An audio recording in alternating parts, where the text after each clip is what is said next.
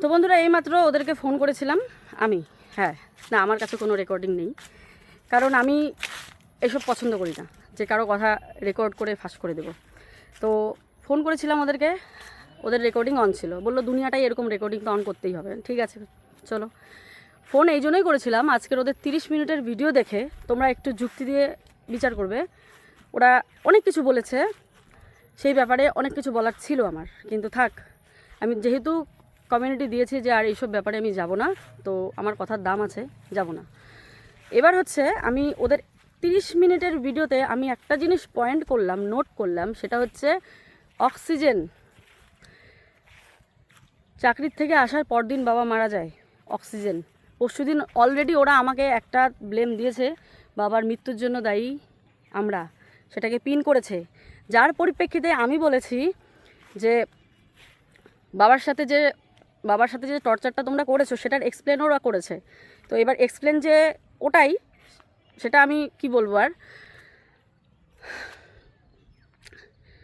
মানুষকে অপমান করতে আমি চাই না। এক্স্যাক্ট কী হয়েছে সেটা আমি ভেবেই নিয়েছিলাম, বলবো না, কিন্তু একটা আমাকে যেহেতু ব্লেম দিয়েছে বাবার মৃত্যুর জন্য দায়ী আমি, আমার মুখ ফসকে কথাটা বেরিয়ে গেছে যে বিছানায় কি টর্চার হয়েছে। সত্যি, কিন্তু ওদের কথার পরিপ্রেক্ষিতে আমি কাল ভিডিওটা বানিয়েছিলাম বাবার ব্যাপারে। ঠিক আছে, এবার কি করেছে কি না করেছে সোশ্যাল মিডিয়ায় বললে তো অনেক বড় ঝড় হয়ে যাবে, তো এই পারিবারিক জিনিসগুলো তুলে ধরতে চাচ্ছি না।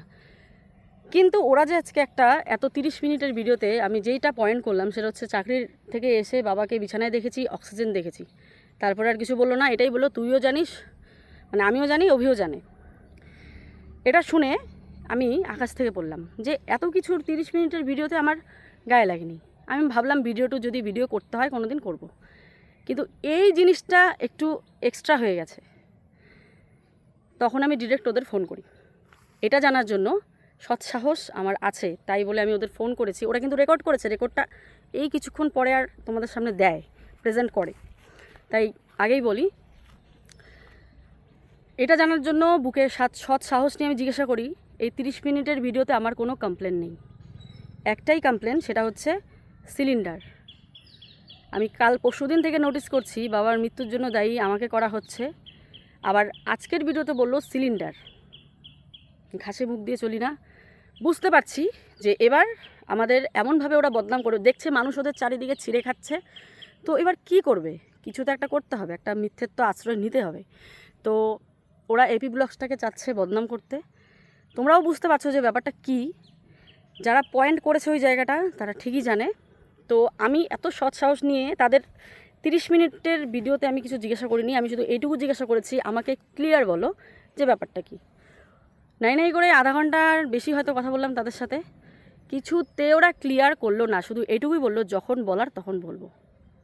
এবার আমি কিন্তু ভিডিওতে ওদেরকে বলে দিয়েছি যে সেদিন যে আমি একটা ব্লেম দিলাম তোমাদের যে বাবার উপর কি অত্যাচার হয়েছে, সেটা কিন্তু আমি ওদের ফোনে পুরো খুল্লা বলে দিলাম। ওরা হ্যাঁ না কিছুই বললো না, খালি বললো না করিনি, মিথ্যে দিয়ে কি আর হয়। তাছাড়া কোনো রকম ওরা স্বীকার করলো না। তার মানে ওরা মেনে নিয়েছে আমি যেটা ওদের বলেছি। আমি কিন্তু পাবলিক করিনি, যেটা ওদের বললাম যে সেদিন আমি যেই কথাটা বলেছি বাবাকে নিয়ে, তোমরা কি করেছো বাবার সাথে, সেটা আমি ওদের ফোনে বলেছি। আমার কাছে রেকর্ড নেই তাই আমি দেখাতে পারবো না। তো এবার ওদের কাছে যদি থাকে তোমরা শুনতেই পারবে আমি কি বলেছি। আমি এতবার জিজ্ঞাসা করলাম, এত রিকোয়েস্ট করলাম যে তোমরা আমাকে বলো, বলার পর তোমরা দরকার পড়ে ভিডিওতে বলো। এবার এই যে অক্সিজেন ব্যাপারটা নিয়ে তোমাদের একটা মনের ভুলও হতে পারে, মানে এটা একটা আমার উপর একটা দোষ চাপানো। তো আমার মনে হচ্ছে আর কি দোষ লাগাক, একটা মানুষ মারা গেছে সেই দোষটা আমার ঘাড়ে দিয়ে ওরা এত বড় একটা বদনাম করলো আমাকে। তারপরে আবার অক্সিজেনের ব্যাপার, সেটা আমি বুঝতে পারলাম না। তো আমি যখন ওদেরকে বললাম যে তোমরা খুল্লা বলো আমাকে যে আমার দোষটা কী, তখন আমি তোমাদের হয়তো এর ব্যাপারে আমি এক্সপ্লেন করতে পারবো যে এটা নয়, এটা তোমরা ভুল বুঝছো আমাকে বা আমাদেরকে ভুল বুঝছো। কিছুতে ওরা শেয়ার করলো না। ওরা খালি এটাই বললো যখন বলার দরকার ঠিক জায়গায় বলবো। তখন আমি বললাম তোমরা কি স্ক্রিপ্ট লিখবে? এর মাঝে তো আগে পরে অনেক কথা হয়েছে। ওর বাবা একটু রেগে গেছে, রেগে যাবে না কেন, একটা যে বাবার জন্য কি বলবো, যাই হোক ওই কথা বলতে চাচ্ছি না।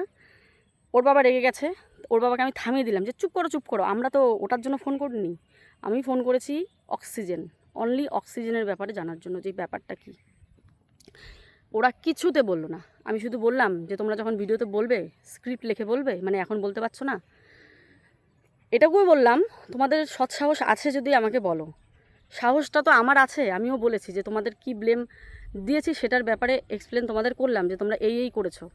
এবার তুমিও আমাকে এক্সপ্লেন করো এই অক্সিজেনের ব্যাপারটা কি। ওরা কিছুতে রাজি না, কিছুতে ওরা রাজি না। তো এবার এটাকে ওরা পোস্ট করবে, আমি মানতে পারছি না, জাস্ট মানতে পারছি না। ঠিক আছে, বাথরুমের কথা ভিডিওতে বললো, বাথরুম তো ছেড়েই দিয়েছে। আমি জানি এগুলো নিয়ে খোটা দিবে, বাথরুম যেমন আছে তেমনই থাকবে, আমি বাড়ি থেকে বেরিয়ে যাব। চলো, এরা শান্তিতে থাক, বাড়িটা আমি ছাড়বো। মানে 30 মিনিটের ভিডিওতে যতগুলো ব্লেম দিয়েছে, এই ব্লেমটা না আমার এখানে লেগেছে, তাই ফোনটা করেছি। না হলে এদের মতো মানুষকে আমি ফোন করি না। আমি নিজে ফোন করেছি আমার বরের মোবাইল দিয়ে, নিজে ফোন করে জিজ্ঞাসা করলাম যে ব্যাপারটা কি বলতে চাচ্ছ। শুধু বলছে ভিডিওতে বলবো, শুধু বলছে ভিডিওতে বলবো। আর পুরো আধা ঘন্টা ভিডিওতে, মানে আধা ঘন্টা কলে যে রেকর্ডটা হয়েছে, সেই রেকর্ডটাতে ওরা শুধু চুপ ছিল। কেন জানো? ওদের মুখোশটা যাতে পাবলিকলি খুলে না যায়। আমি তো হাউ হাউ করেছি, চিৎকার করেছি, কথা বলেছি, কেন বলবো না? একটা এত বড় মিথ্যে ব্লেম দিচ্ছে আমাকে, কিন্তু ওরা চুপচাপ।